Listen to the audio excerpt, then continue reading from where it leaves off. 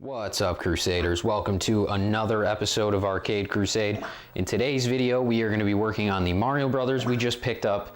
It's got a slight sound issue on the PCB, and we're hopefully going to track it down and fix it. So I'm over at the cabinet right now, and the sound issue is go ahead and start a two-player game. And Mario Brothers is known, Cubert's making a bunch of noise, but Mario Brothers is known for its squishy walking sounds. So go ahead, we'll listen to Mario. Mario's footsteps are nice and squishy. It's that Nintendo squishy walking sound. Now let's listen to Luigi's walking sound. Luigi sounds like a machine gun. That is not correct.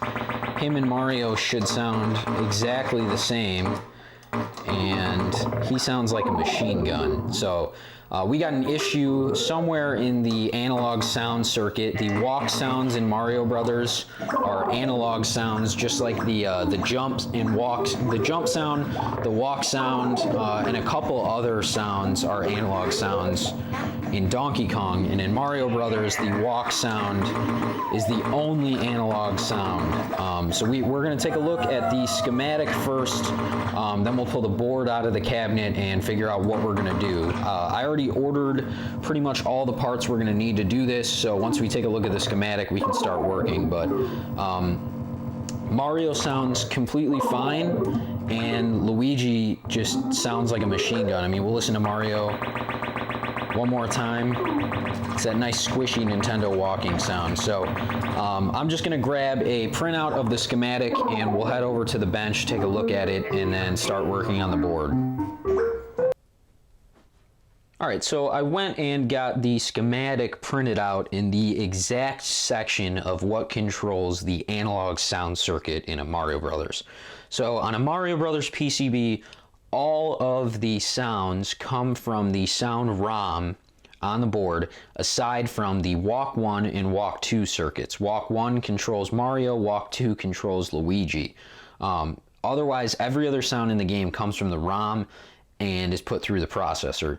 These are the only analog sounds in the game, and they're both within the same circuit. So if you trace the Walk 1 signal from up here, comes down and it comes right in at 2H along with the Walk 2 signal also coming in at 2H. And you'll notice that these both of these signals share the exact same chips. So we've got an LS123 at 2H and two LS629s at 1J and 2J. And you'll notice that the Walk 1 side of the circuit is using pins 1, 2, 15, 14, 13, and 4, and you'll see the Walk 2 side is 9, 10, 7, 6, 12, and 5. So they're both on the exact same chip, just using each separate side of the chip.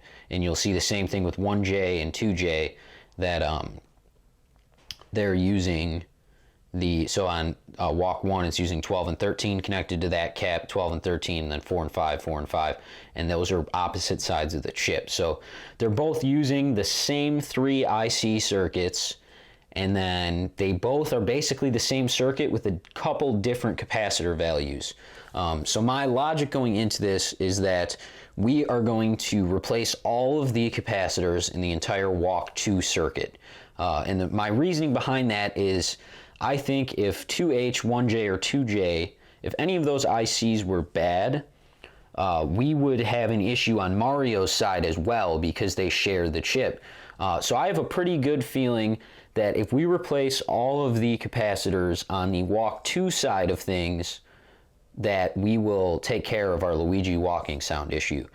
So there is 4 capacitors on each side. I ordered enough capacitors to cap both the Walk 2 and Walk 1 side. So if Walk 2 doesn't fix it, then we can replace caps on the Walk 1 side, see if it makes any difference. And then if that doesn't do it, I ordered chips and sockets for 2H, 1J, and 2J. So we're just going to logically work through this and just guess and check our work until we get rid of that sound issue. But where we're going to start is we're going to replace all the caps on the Walk 2 side of the circuit. So that's C15. That's a 4.7 microfarad tantalum capacitor.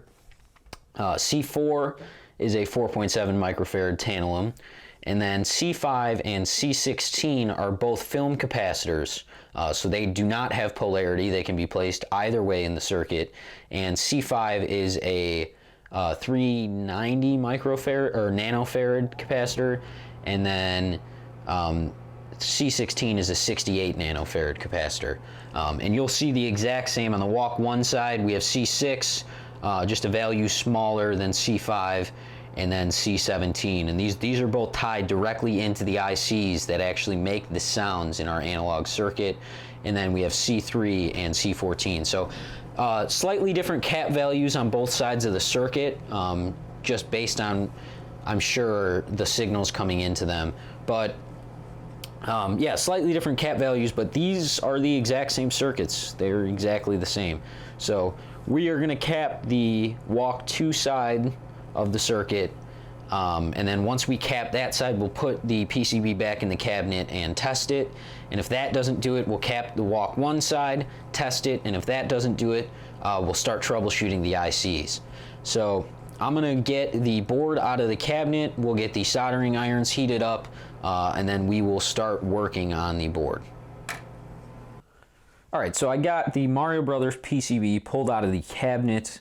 I got it pulled from the spacers. The ground and power connectors here have to get disconnected, and then there's a bunch of plastic spacers that you have to disconnect from the board.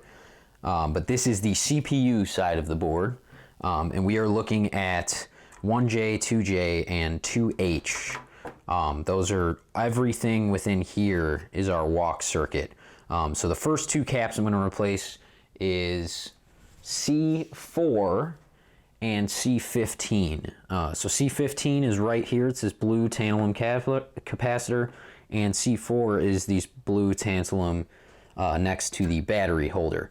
So I'm going to go ahead and desolder both C15 and C4. I'm going to take them both out because they're the same 4.7 microfarad value, and then we will put the new ones in, and then after that we will replace C5 right here and C16 down here, and that is all the caps. It's all 4 caps in the walk 2 circuit. So we're just going to desolder these one at a time and then replace the ones we need to replace. So C15 and C4, just double checking I have the correct ones. Yep, those are them, and they are right on top of each other. So it's these 2 here. I got my desoldering pump heated up. I just have a basic hand one. Hopefully I'll get a better one soon, but this should get the job done. So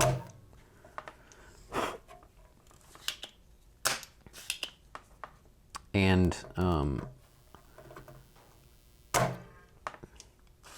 there we go. Just pulling this solder nice and evenly out, and all you do is just depress the pump, put the tip on. I kind of move it around a little bit. Once the solder is broken free, then I suck. So that's both C4 and C15 out of the board. We might have to mess with them a little more for them to fully come out, but I'm hoping they'll just pull out.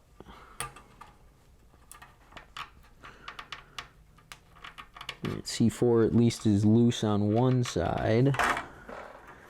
And sometimes what I do is I'll hold the cap, and sometimes it'll get hung up on the edge right here, just a little solder hanging out, and I'll give it a little heat till it breaks free, and then once it breaks free, then I know the cap is fully out. So now this one's C4 has full movement, and then we will do the same thing on the back side where C15's at.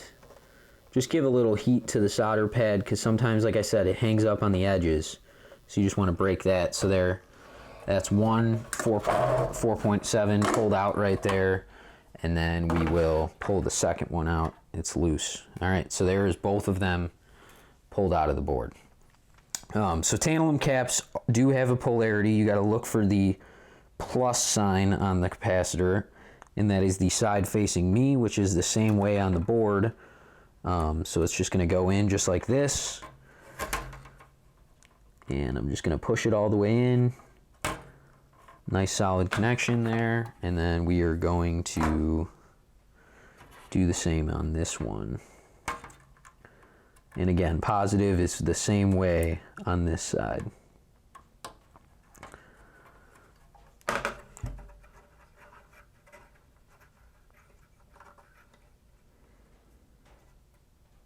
All right, so there's both of them. And we'll just hope that gravity holds those in. I got some solder ready here. And we will just come to the back side of these legs and apply a little bit of solder. So let me move over so you guys can see. There we go.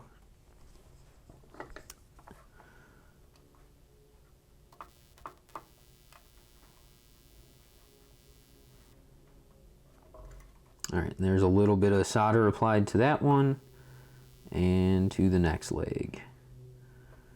And that's just enough to keep it in place, and we will come back and add a little bit more. But we are gonna just do the exact same thing on this side. Enough to keep it in place, and then add a little bit more. So that is both of them. I'm going to heat this one up a little bit just so I can move the cap because it's like right up against the battery holder.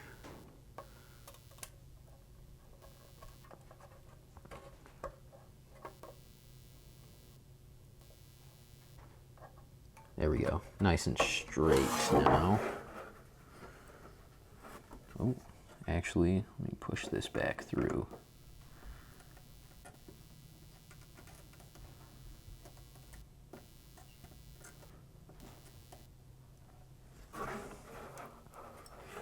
There we go, that's nice. And then I'm just gonna come to the back side of the next one, and all I'm doing is, I'll show you guys because I got it zoomed out right now. I'm just pushing the legs a little bit further in, but all right, so there we go, there's both of them. And I'm just gonna come to the back side, and we are just gonna add a little bit more solder.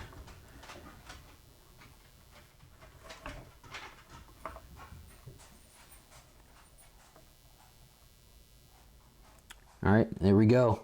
Nice new solder joints, new capacitors.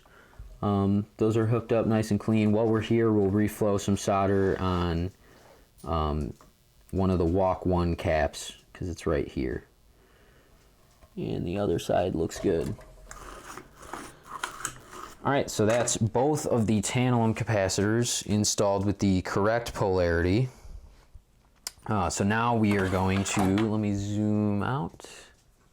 That's in. Now we are going to replace C5, which is a 0.039 microfarad. So I think that's 390 picofarads. I think I said nanofarads before, but it's picofarads. And this is a film capacitor, so no polarity on this one. It can be installed either way. So we are going to desolder this green capacitor here, C5. It is the topmost one. Yep, C5 is on the walk 2 side. I'm just making sure, double checking. So it's this topmost one next to 1J. And it's this guy right here. So take our desoldering pump.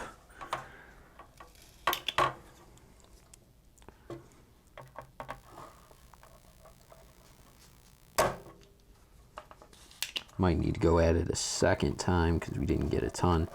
That seems better. Yeah, we got a nice loose leg there. What I like to do is just give it some heat and then swirl around and suck it up. And then once you do that, it'll get the cap pretty loose. Yeah, this one's actually fully loose. We just got to pull it out. So there we go. That is the 390 picofarad pulled out. So we are just gonna come back around and pop this one in at C5.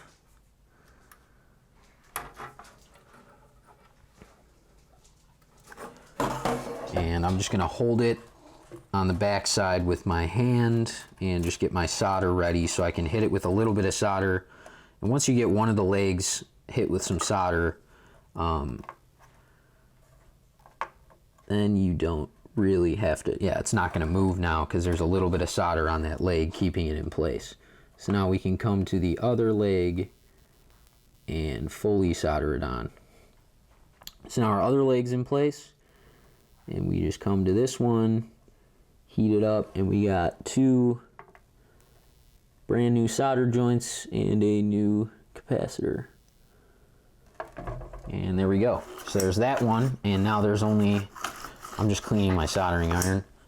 Now there is only one more cap we need to replace in this circuit, and that is at C16, and it is a 6800 picofarad, a 0.0068 microfarad. That's the unit conversion of microfarad. But same exact thing, we're just going to find C16 on the board, which is going to be the topmost one at this next, between 2H and 2J. Another film capacitor, and same thing, it's just this topmost one. We are just going to come to the back side of the board here and just desolder this one.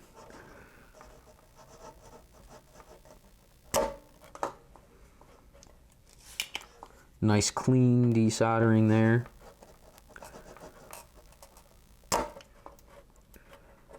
And there we go, our cap's loose. Just first try on those. And our cap is loose. We just gotta pull it out. And there's the old one pulled out. And now we'll flip the board over.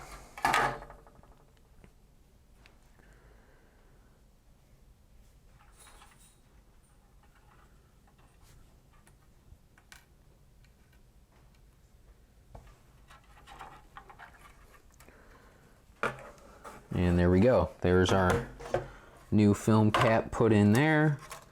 We'll get some solder ready to go at this first joint.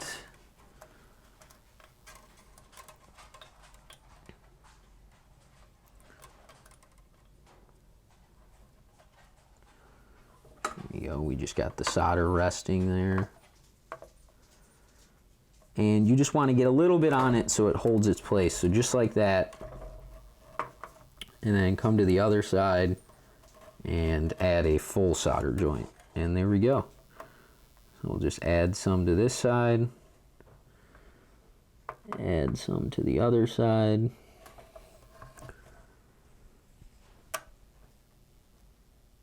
All right, we got nice solid solder joints there. So now we're at a point where I can get my my clippers, and all I'm gonna do is just cut the legs on these that are all sticking up, and I'll zoom in and show you guys how they are sticking up. But all of these legs here,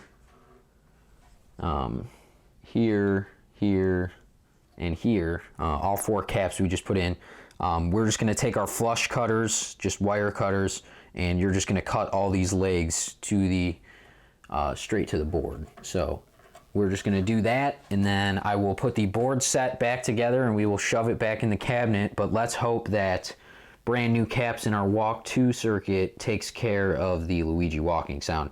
And if that doesn't, then we are probably going to be looking at the ICs to see what we need to fix. But I'll get the board set back together and then we'll test it. Alright guys, so I got the PCB back into the cabinet, I hooked it up, and I have the game on right now. So let's go ahead and start a 2-player game and see if our repair worked. And fingers crossed that it does. So far Mario sounds right in the preview. Alright.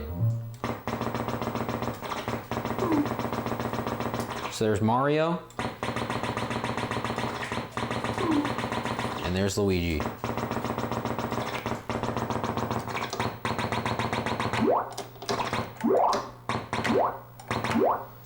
Slight difference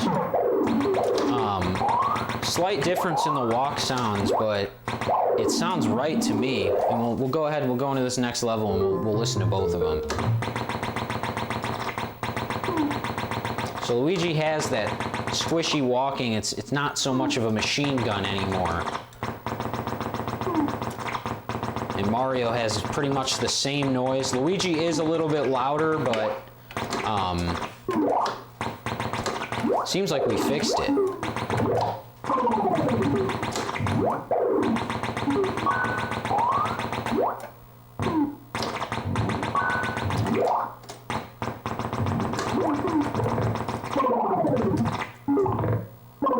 We'll listen to it one more time.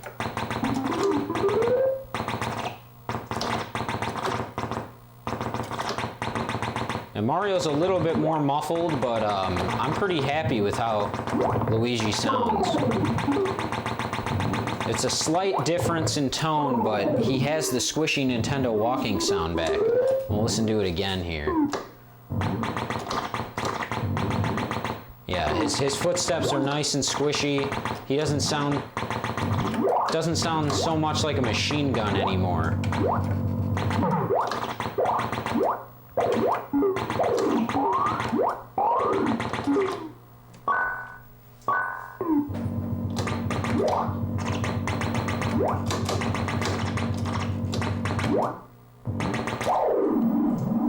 Alright, we'll go into one more level and just listen, but...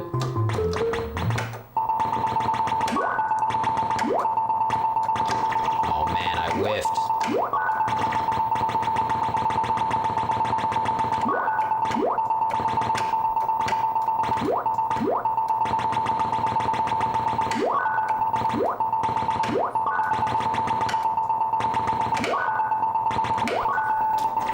He sounds, we'll go into this next level and just give it one more try, but he sounds right to me.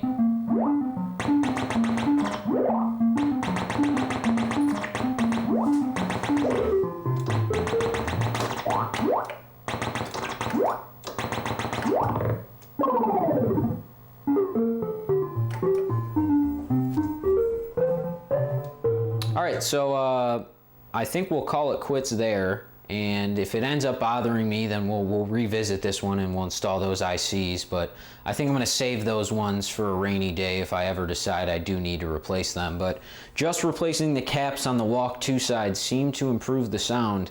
And I had a feeling it was going to do that because I think if any of those ICs were bad at 1J, 2J, or 2H, we would notice distortion in the sounds on both the Mario and Luigi side. And Mario never sounded wrong to me, so I think it was just Luigi. And I mean, I could have been crazy this whole time. Maybe that's what it's supposed to sound like. But every time I've played Mario Brothers, Luigi has never sounded like that. So we'll give it one more listen here, but it sounds about the same.